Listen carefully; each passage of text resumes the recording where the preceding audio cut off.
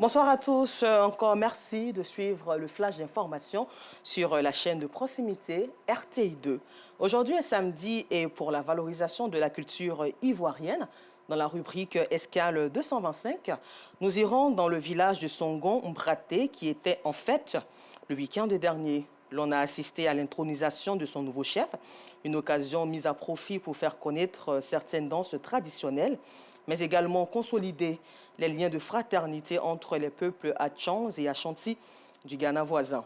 Des danses telles que la biagnon, la lénia et bien d'autres peu connues faisant leur apparition, en plus de celles dites guerrières, symbole du peuple Hatchan.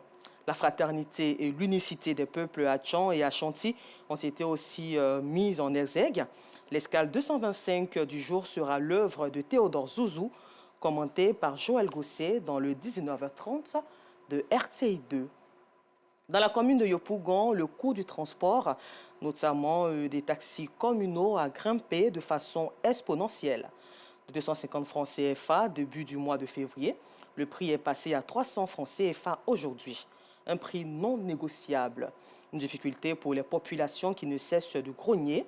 Pour les transporteurs, cette augmentation est due à la flambée du prix du carburant. Reste à savoir s'ils utilisent réellement le carburant super sans plomb qui a connu une augmentation pour leur véhicule. Avec Justin, nous aurons les réponses ce soir. En sport football, au thème d'une mission d'inspection de 6 jours en Côte d'Ivoire, la Confédération africaine de football CAF a affirmé par la voix de son secrétaire général Mosango Omba Véron être très satisfait de l'état d'avancement des travaux en cours en prélude à la Coupe d'Afrique des Nations 2023.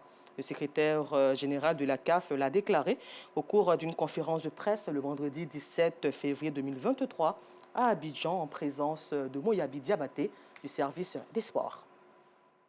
11 mois avant le début de la Coupe d'Afrique des Nations en Côte d'Ivoire, les choses avancent bien, selon le secrétaire général de la CAF, Véron Mosengo Omba.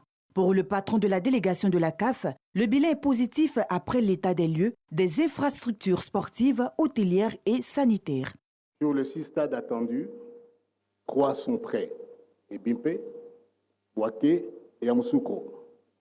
Pour les 3 autres stades, Oufouette-Boigny, San Pedro et Korogo, il reste des travaux de finition exigés pour répondre au cahier de charges de la CAF.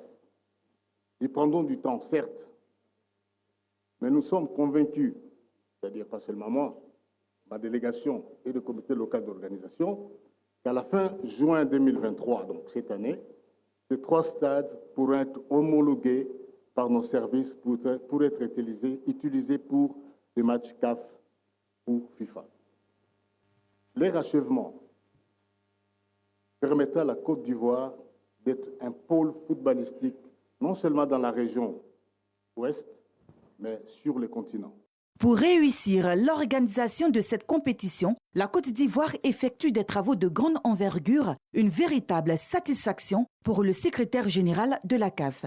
Les infrastructures que je viens de visiter s'annoncent dignes de la Coupe du Monde de la FIFA. Je confirme aussi que sur tout ce que j'ai vu, les travaux avancent très bien et que la CAN 2023 se tiendra en Côte d'Ivoire en janvier 2024, comme l'a décidé le comité exécutif de la CAF. Depuis que la CAF vient régulièrement en Côte d'Ivoire, elle n'est à ce jour jamais retournée au cœur. Donc vous savez que les sièges de la CAF se trouvent au cœur. Il n'est jamais retourné au cœur dessus de sa visite. Donc cette fois-ci, ça sera la même chose. On retournera heureux de ce qu'on a vu ici. Véron Mosengo Omba n'a pas manqué d'adresser ses remerciements au président de la République de Côte d'Ivoire, son Excellence M. Alassane Ouattara, pour son engagement dans le processus de réussite de l'organisation de la Coupe d'Afrique des Nations. La Côte d'Ivoire, à travers le COCAN dirigé par Albert François Amicha, entend offrir à la Côte d'Ivoire en particulier et à l'Afrique en général la meilleure canne de l'histoire de la compétition. Et nous terminons en sport. L'Ivoirien Cissé Cheikh Salah a décroché hier vendredi 17 février 2023 la médaille d'or à la présidente Coupe Africa au Caire en Égypte. Encore merci à vous. Rendez-vous à 19h30 pour le temps d'information complet sur RTI2, la chaîne la plus proche de vous.